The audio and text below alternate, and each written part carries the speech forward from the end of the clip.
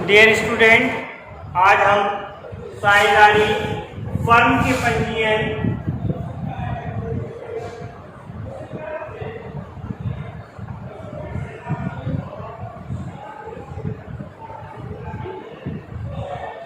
को समझेंगे। साझेदारी फर्म के पंजीयन। साझेदारी फर्म के पंजीयन का आशय ऐसे पंजीयन से है जब किसी साझेदारी फर्म के द्वारा साझेदारी फर्म के रजिस्ट्रार से पंजीकरण का प्रमाण पत्र प्राप्त कर लिया जाता है, तो ये माना जाता है कि ऐसी साझेदारी का पंजीकरण कर दिया गया है। पंजीकरण करने का ये फायदा होता है कि फर्म को और साझेदारों को वैधानिक अधिकार प्राप्त हो जाता है। वैसे साझेदारी फर्म का पंजीयन अनिवार्य नहीं होता है, ऐच्छिक होता है, लेकिन फिर भी विशेष दशाओं में इसे पंजीयन करा लेना सही रहता है, क्योंकि इसे विशेष प्रकार के लाभ प्राप्त होते हैं और वैधानिक दायित्व की प्राप्ति हो जाती है, या वैधानिक कोई भी नियम है, कानून है, उसके दायरे में रहकर हम अपने कार्य को कर पाते हैं और साझेदारी का पंजीयन कराने का हमें ये लाभ प्राप्त होता है। साझेदारी फर्म के पंजीयन के संबंध में कंपनी भारतीय साझेदारी अधिनियम 1932 की धारा 59 से लेके 69 तक में साझेदारी के पंजीयन की विस्तृत विवेचना की गई है। उन धाराओं के हिसाब से ही साझेदारी का पंजीकरण के विशेष अधिकार प्राप्त होते हैं। अब हम देख रहे हैं साझेदारी पंजीकरण की विधि।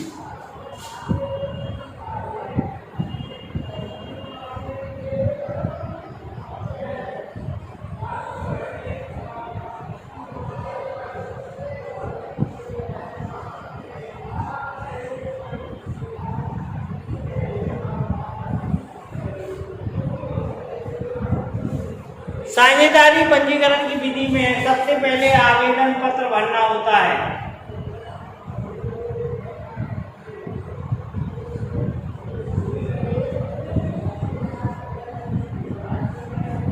सबसे पहले फर्मों के रजिस्ट्रार के कार्यालय जाकर वहां से साझेदारी पंजीकरण के लिए एक निःशुल्क फॉर्म लेना होता है, जिसे भर के रजिस्ट्रार को देना होता है। उस फॉर्म में सबसे पहले इस फर्म का नाम का डिसाइड करना होता है।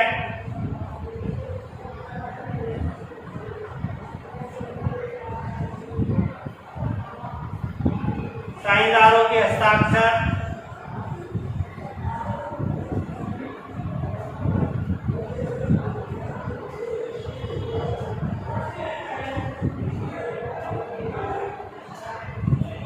शुल्क जमा करना,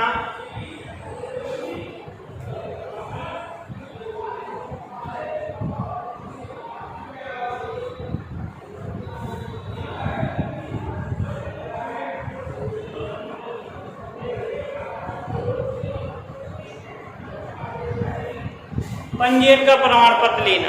तो ये सारी कार्यविधि है। जब भी हम साझेदारी फर्म को भरेंगे तो एक फॉर्म को भरेंगे, उसमें पार्षद सीमा नियम, पार्षद अंतर नियम, ये सारे डॉक्यूमेंट के साथ उसे कंप्लीट करने के साथ हमें सबसे पहले ये डिसाइड करना होता है कि फर्म का नाम क्या होगा।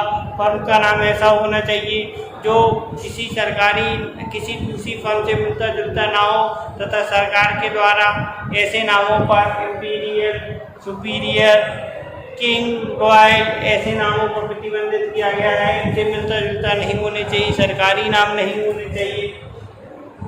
साझेदारों के द्वारा जब सारे डॉक्यूमेंट तैयार हो जाते हैं तो साझेदारों के नाम और पते के साथ उनके हस्ताक्षर करके उस फॉर्म को कंप्लीट किया जाता है।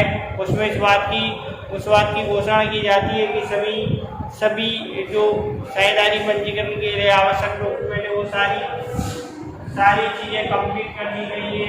उसके साथ जब ये सारी चीज़ें कंप्लीट कर दी जाती हैं तो शुल्क जमा करना होता है। सारे फॉर्म कंप्लीट होने के बाद जो पंजीकरण का शुल्क है, पंजीकरण रजिस्ट्रार कार्यालय, फर्म के पंजीकरण रजिस्ट्रार के कार्यालय में जमा करना होगा। जब फर्म के रजिस्ट्रार के द्वारा ये सारी चीज़ें कंप्लीट हो जाती हैं और वह पूर्ण तरीके से संतुष्ट हो जाता है कि हाँ ये सारी डॉक्यूमेंट सही है, नाम सही है और सारी चीज़ें सही हैं, तो वह पंजीकरण का प्रमाण पत्र आपको निर्गमित कर देता है। तो इस प्रकार का ये हमारा प्रोसीजर है। साझेदारों के पंजीकरण की विधि के बारे में आपको हमने समझाया है। इसके बाद देखते हैं पंजीकरण अधिकारी को परिवर्तन की सूचना देना। कभी कभी क्या होता है, जब साझेदारी फर्म का पंजीकरण हो जाता है और पंजीकरण हो जाने के बाद कुछ ऐसी चीज़ें होती हैं जो हमारे समय समय पर परिवर्तित होती रहती हैं। तो उस जो भी हमारी साझेदारी फर्म में परिवर्तन होगा, उन सभी परिवर्तनों की सूचना हमें अपने साझेदारी फर्म के रजिस्ट्रार को देनी होती है। तो वो कौन कौन सी सूचनाएं देखते हैं। नंबर 1 है फर्म का नाम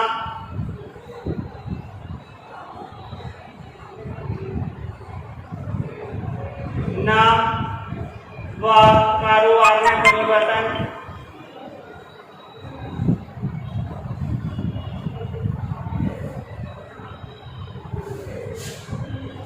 पुरानी शाखाएं बंद करना,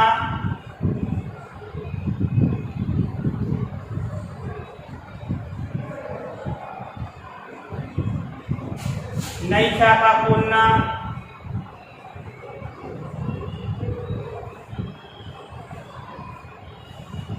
साझेदारों के नाम और पते में साझेदार के नाम व पते में परिवर्तन,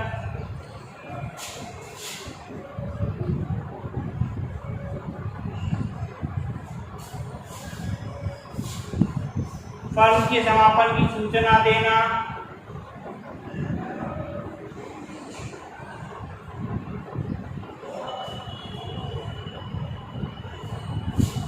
नए साझेदार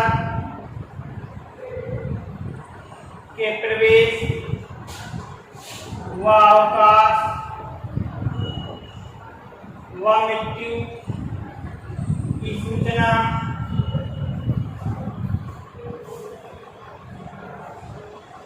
अवयस्क साझेदार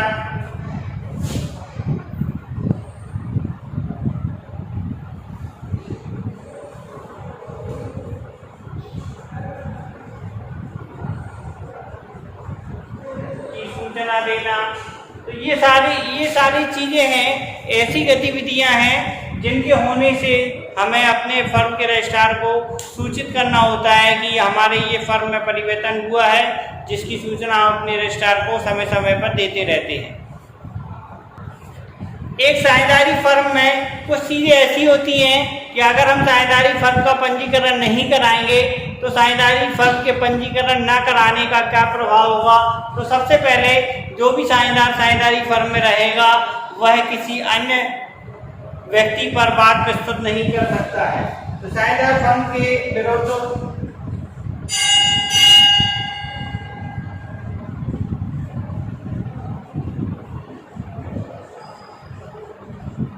वाद प्रस्तुत नहीं कर सकता। कोई भी साझेदार साझेदारी फर्म के विरुद्ध बात प्रस्तुत नहीं कर सकता। कोई भी साझेदार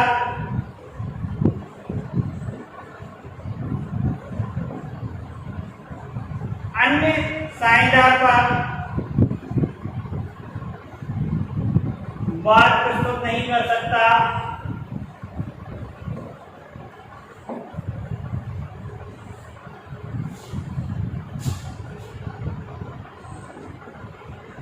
फर्म के किसी साझेदार पर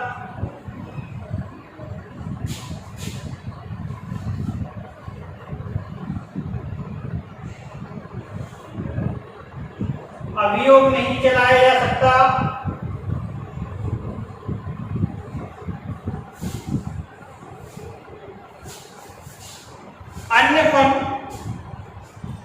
अन्य पक्षों वाद प्रस्तुत नहीं किया जा सकता।